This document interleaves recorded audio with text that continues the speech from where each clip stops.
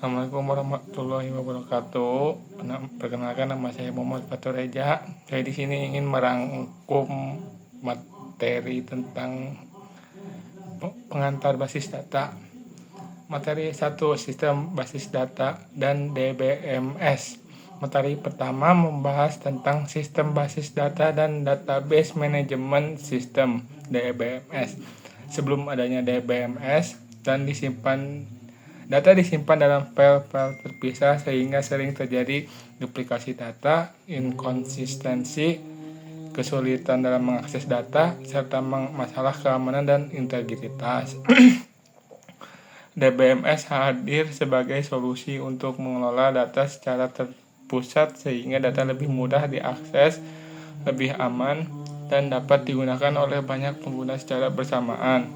Selain itu, DBMS juga memiliki kemampuan untuk menjaga integritas data, melakukan pemulihan ketika terjadi kerusakan, serta mempercepat proses pengembangan aplikasi. Komponen utama sistem basis data terdiri dari perangkat keras, sistem operasi, basis data, DBMS, pengguna, dan aplikasi pendukung. Untuk materi kedua, abstraksi data dan model basis data.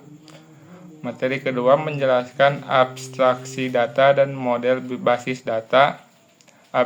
Abstraksi data bertujuan menyederhanakan cara pengguna melihat data melalui 3 level, yaitu level fisik, level logika, dan level tampilan. Dengan konsep ini, pengguna tidak perlu mengetahui bagaimana data disimpan secara teknis. Selain itu, dipelajari juga beberapa model basis data, yaitu model hierarchical, network, relasional, dan object oriented. Model relasional menjadi model yang paling banyak digunakan karena menyimpan data dalam bentuk tabel yang saling berhubungan sehingga lebih fleksibel dan mudah dikelola. Materi ini juga menjelaskan bahwa tujuan utama perancangan database adalah memenuhi kebutuhan informasi pengguna, menyediakan struktur data yang mudah dipahami, dan mendukung proses pengolahan data secara efisien. Materi 3, siklus kehidupan sistem informasi dan case tools. Materi ketiga membahas siklus kehidupan sistem informasi dan case tools. Siklus kehidupan sistem informasi terdiri dari tahap analisis kelayakan, analisis kebutuhan pengguna, perancangan, implementasi, pengujian, hingga pengoperasian dan pemeliharaan sistem. Selain itu, terdapat siklus kehidupan aplikasi database yang meliputi pendefinisian sistem, perancangan database, implementasi, konversi data, pengujian, hingga pemeliharaan database.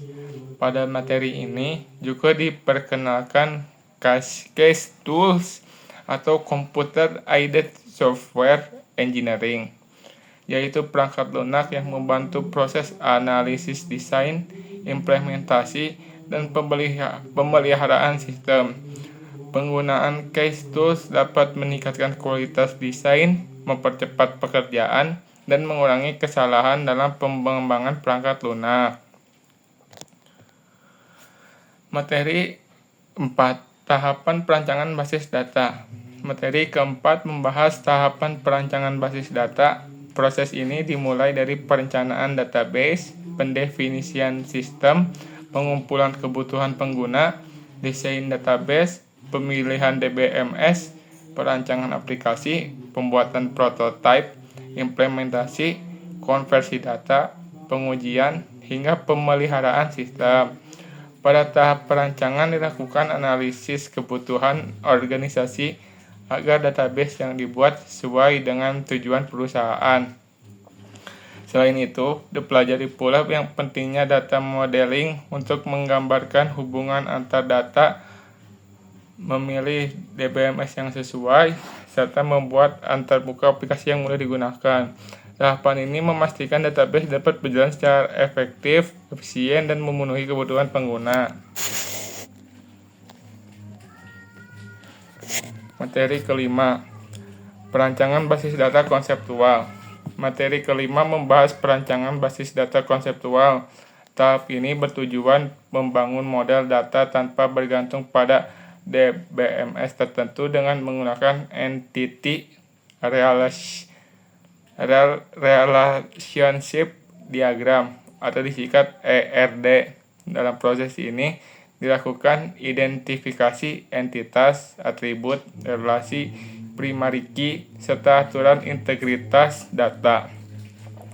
Selain itu, dipelajari berbagai jenis atribut seperti simple, composite, single valued, multi valued, dan derived attribute.